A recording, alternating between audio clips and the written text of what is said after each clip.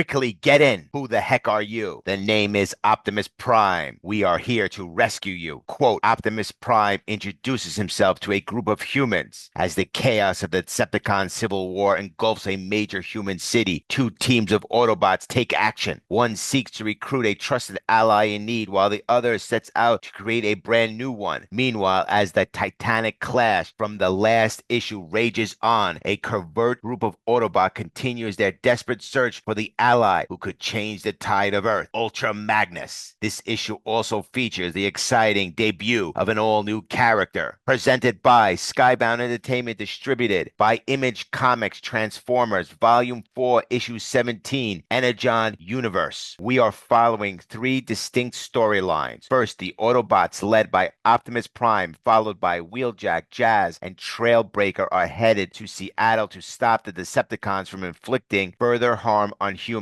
Second, Carly and Spike Witwicky join Beachcomber and RC on a mission to locate Ultra Magnus. Third, Cliffjumper is stranded in space with a group of Autobots led by Elita One, which includes Blades, Blue Streak, Warpath, and Blur. These spacebound Autobots are vastly different from their counterparts on Earth. They have been locked in a prolonged battle, enduring continuous losses, but after the events surrounding the portal's opening, they now cling to a newfound hope for a chance to resurrect Cybertron. Thundercracker makes his way to the Ark, calling out, "I'm coming, brother. Skywarp, are you here? Is anyone here?" He eventually reunites with Skywarp, who is still merged with Teltron 1. Thundercracker tries to separate the two, but Skywarp stops him, explaining that removing him would mean his death. Realizing the gravity of the situation, Thundercracker promises to find another way. Determined, he says, "I will find another way to free you from this awful prison." Skywarp has been stuck, functioning as part of Teltron 1 since the conclusion of issue 4. Thundercracker has been aware of this since his revival in issue 5, although he has only discovered last issue that Starscream and Soundwave were responsible. In the midst of San Juan Islands, RC team managed to narrow down Ultra Magnus's trail after finding his tracks and locking onto a stronger Energon readings. RC turns to Beachcomber and says, "I've been meaning to tell you, thank you for helping me search for Magnus." Beachcomber responds, "You're welcome, RC, but honestly, finding an old friend instead of fighting the Decepticons is a trade I take any day. At least this way I can be useful in a good way." Curious, RC asks, "What is it that changed you, Beachcomber? Why won't you fight anymore?" Beachcomber pauses before replying, "That day on the Ark, when the Decepticons attacked us before we hit Earth, I remember it was a total chaos. But through the broken hull, I could see stars, galaxies, life, and all of a sudden, our small conflict seemed so meaningless. I just couldn't take part in anymore. Fighting only happens when we choose it." We see Beachcomber's visor shift from displaying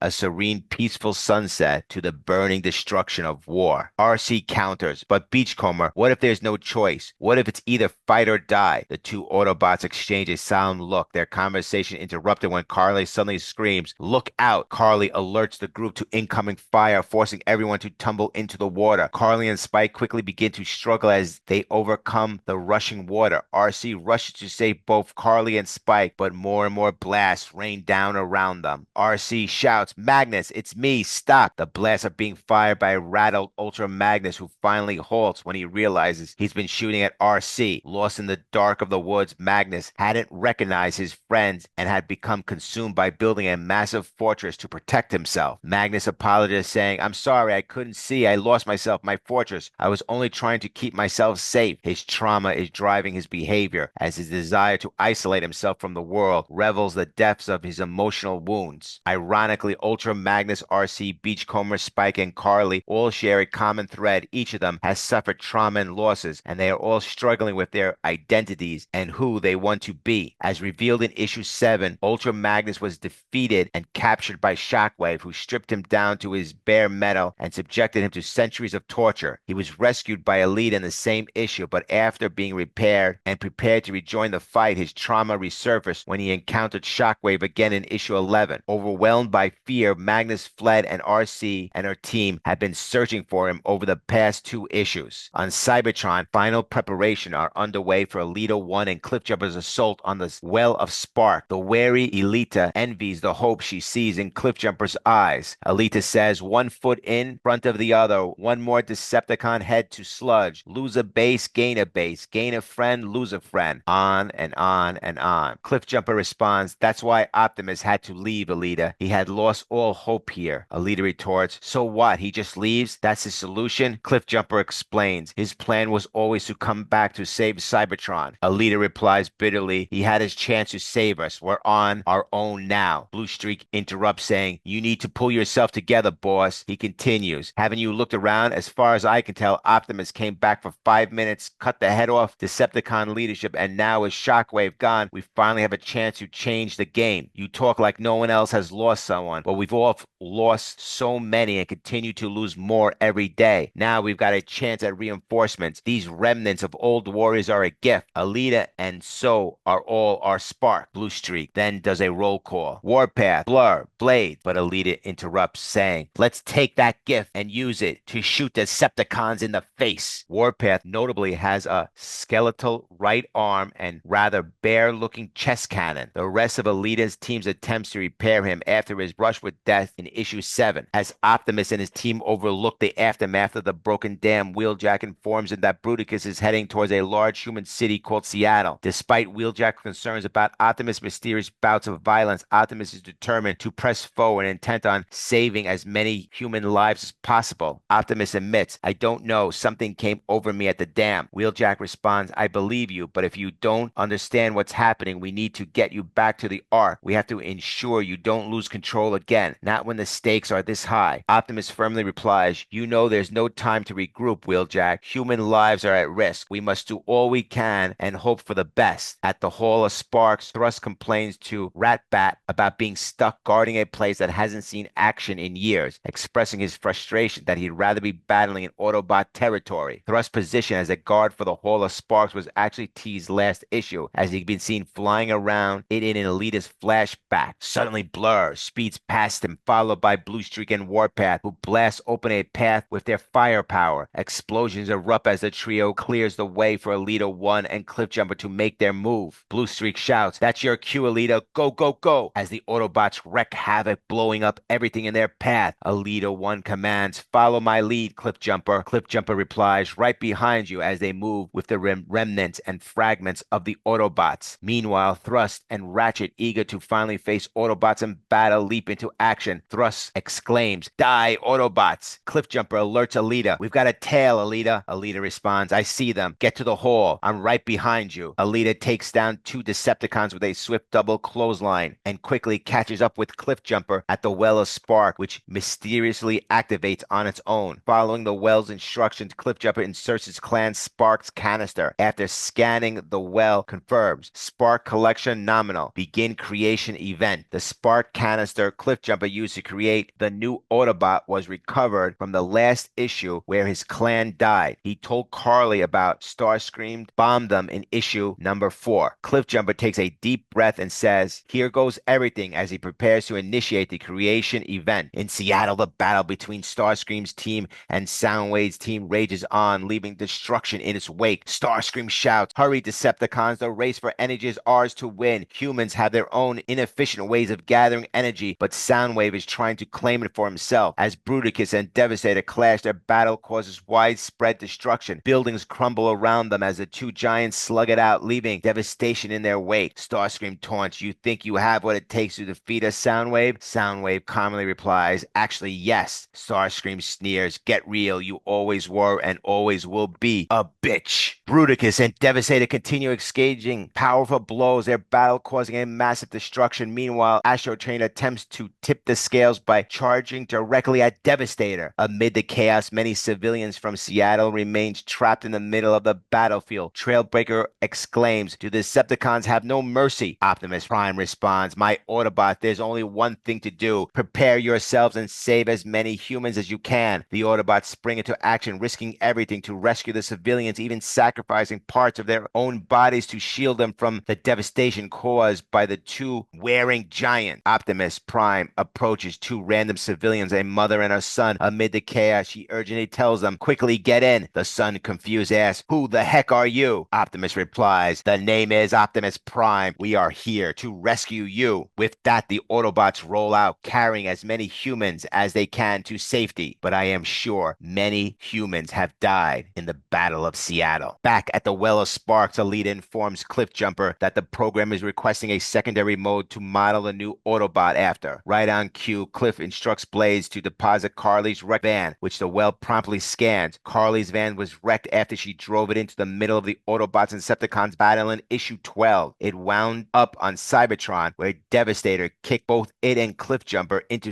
the space bridge connecting the planet to Earth. Moments later, the new Autobot emerges, the combination of the clan sparks allowing them to remember Cliff from ages past. Cliffjumper asks, "My new friend, tell me, what do the combined spark of my clan call themselves? What is your name?" The new Autobot responds confidently, "My name is Shredhead." The complete story of Shredhead. Shredhead is an Autobot from the Energon Universe, part of the Generation 1 Continuality family. They are the first Autobot warrior born on Cybertron in years, created from the combined sparks of Cliffjumper's clan. Their creation serves not only to strengthen Elita's one resistance cell, but also to reignite hope among the Autobots. After Starscream and the Decepticon destroyed Cliffjumper's clan in Transformers issue 6, Cliffjumper returned to the bombing site to recover the remaining spark energy of his fallen comrades. He stored the remains in a spark canister and buried it under the rubble, reasoning the Decepticons would overlook it, thinking nothing valuable remained. Millenniums later, after traveling to Earth with Optimus and then accidentally returning to Cybertron in Transformers issue 15, Cliffjumper revisited the site with Elita and Bluestreak to retrieve the spark canister. His plan was to use the remnants of his clan sparks at the Well of Sparks to create something new. Although the remnants weren't sufficient to revive any individual Autobot, Cliffjumper hoped there would be enough energy to create new beings to bolster Elita's resistance cell. Bluestreak supported the idea, suggesting that the new Autobot could bring renewed hope to the scattered Autobots on Cybertron. In Transformers issue 16, Elita hesitated at first, but eventually agreed with Bluestreak. She saw the sparks as a gift that could be useful to fight the Decepticons. Together, they infiltrated the Well of Sparks while Bluestreak, Blur, and Warpath created a distraction outside. Cliffjumper carried the canister into the hall and inserted it into the control console. Once the console confirmed there was enough energy sparks for a creation event, Cliffjumper initiated the process. The console scanned the remains of Carly's wrecked van to model the secondary form, and with a flash of smoke, the new Autobot emerged from the Well of Sparks. Initially referring to himself as "we" and then "I," the new Autobot recognized Cliffjumper from their past. When Cliffjumper asked what the combined sparks of this clan had named themselves, the new Autobot declared their name was Shredhead. Armed with his shield in one hand and an energy sword in the other, they become a symbol of hope for the Autobots. In the letters page of Transformers issue 17, Skybound editor Ben Abernathy revealed that Shredhead had been planned long before their debut. Both Abernathy and Daniel Warren Johnson refer to Shredhead using they, them pronouns, which is how they continue to be identified. Next, presented by Skybound Entertainment, distributed by Image Comics, Transformers Volume 4, Issue 18, Energon Universe.